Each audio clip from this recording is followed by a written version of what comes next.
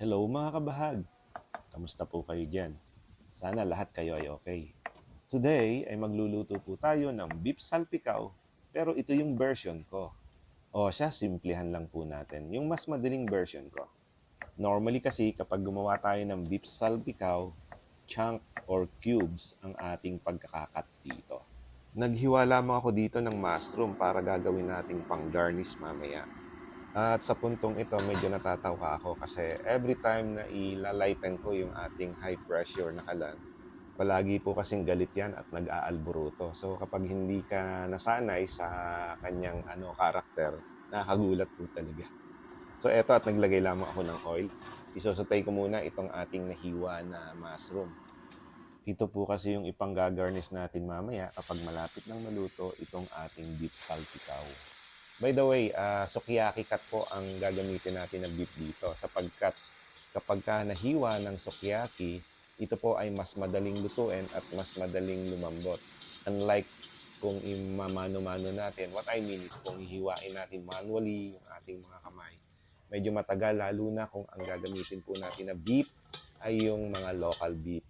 So eto, at isinet aside ko na muna itong ating sinutay na mushroom. Hindi ko na rin po ito huhugasan para may lasa po yung mantika na gagamitin namin. At this point, naglagay ulit ako ng additional na mantika. Ayan. So, yun yung pinag-isahan ko kanina. Uumpisahan na po natin magluto. Unahin natin dito sa garlic. Dapat generous tayo sa garlic, ha. Ayan. Ganyan lang siya. Tapos, ilolopar po natin siya para hindi kaagad siya masunog. Gumamit lamang ako dito ng chef spoon para sa aking paghahalo. Napaka-powerful po ng chef spoon kung inyong mapapansin. At ngayon, syempre, ganito na po siya. Ilalagay na natin itong ating nabili na sukiyaki beef. At this point ay pwedeng-pwede nyo na pong lakasan itong ating ginagamit na kalan. Ito ay para hindi maging watery itong ating beef na niluluto. Lagyan na natin ngayon ng likamki toyo. At pagkatapos, lagyan natin ng Worcestershire. Ito po ang pangunahing ingredients kapag nagluluto tayo ng beef salpikaw.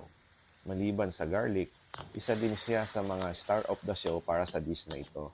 By the way, gusto niyo bang malaman ang kwento ng beef salpikaw? Ating alamin.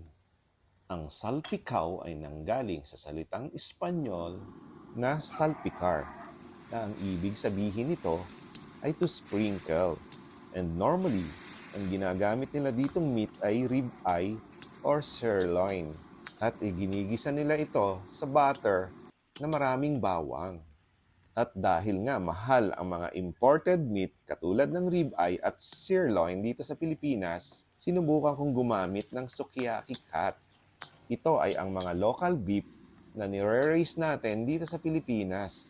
Ito ang aking nakikita na alternative solution para makapag-create din tayo ng isang masarap at malambot na dish. At kung tayo naman ay nasa probinsya, pwede nating hiwain ito ng maninipis at pagkatapos ihahammer po natin.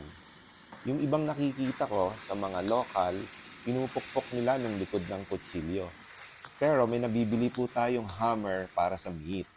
At kung kayo ay nanonood pa hanggang ngayon, ibig sabihin, nag-i-enjoy na po kayo.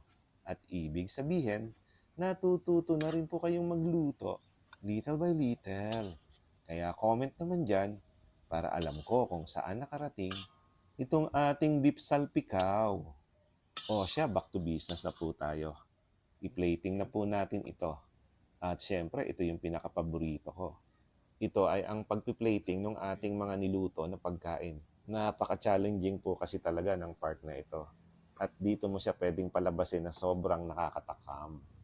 No worries, edible po lahat yan at pwede nating kainin. Naglagay din po ako dito ng nasturtium at pagkatapos lalagyan ko din dito ng blue ternate. O diba, nag-level up na kaagad? Grabe no, ang lakas makasosyal. Oh guys, ano pang hinihintay nyo? Atak! Tikman natin.